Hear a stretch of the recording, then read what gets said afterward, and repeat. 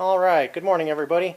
Today we're going to get the bottom end assembly of our 383 motor together, which is going to be the installation of the crankshaft as well as the rods and the pistons.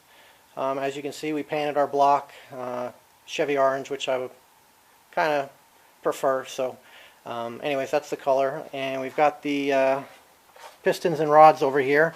We'll start assembling them. The pistons, they are, actually everything is a weight matched set. These got the 2 valve relief on them rather than the 4. And generally the pistons will have a little notch kind of indicating where the front and the back of the piston should be located in the engine block. This one doesn't have it, but it does have the handy little F on here for front. So that's how you'll be able to tell. And these are what they call floating piston ring, or a floating piston, meaning the little pin here slides in and out real freely, as opposed to a pressed one where the rod is actually pressed onto the pin. It does have some movement, but the rod's kind of what keeps everything from shifting too much, whereas this has got a little more play. And these little guys will snap in on the ends over here, and that's what's going to keep everything sitting where it's supposed to sit. So let me get started on assembling some of this stuff, and I'll come back with you in just a bit. Alright, so I got a piston ring set down in the cylinder there, as you can see right here, and I've got a 14 thousandths of an inch feelers gauge, which is the bare minimum of clearance that they recommend, the ring manufacturer. As you can see, it fits in there pretty easy. Actually, I put a 15 in there. 15 went pretty good. 16 went. It was a little tight, but it did go. So we should be good on our piston ring clearance. So let me get these rings on the pistons, and then I'll come back with you. Alright, so we got the crankshaft out. That will be the next piece we're going to put in. Wanted to mention that the bearings here, this big one is for the rear main. Notice it's got a hole in it.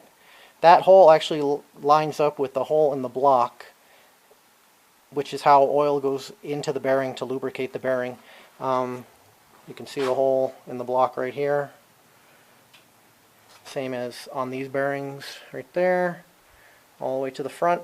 So you want to make sure when you put your bearings in that you're putting the bearing with the hole down inside the block, so the 2 holes do line up, and also the other one obviously goes up in the cap here. The main caps, they're marked with an arrow from the factory. These are highlighted, but there is actually a casted mark underneath there pointing forward. They point towards the front of the engine. The caps actually do matter. You want to keep them in order as far as front, second, third, fourth, last one, because when they do the machining on the block, the caps are pretty much matted to that spot, or not pretty much, they are matted to that spot. So if you change them around, you're going to wind up with a problem. So make sure you do keep them in the order that they came out, mark them, whatever you need to do. Then what else can I think of right now? I guess that's basically it for right now.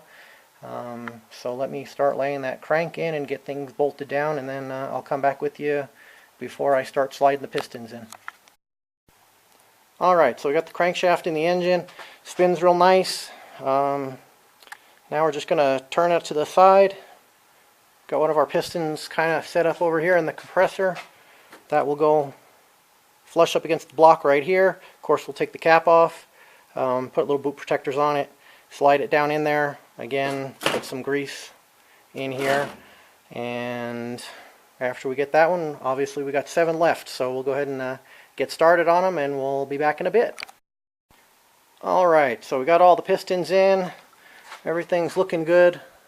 Got the rotating assembly all tightened up. Everything is torqued. Still rotates nicely, so everything is good. And that looks like that's going to wrap up the assembly of the bottom end. So we'll come back next time with some top end stuff, put the camshaft in, cylinder heads, and go from there. Alright. We'll talk to you later. Thanks for watching.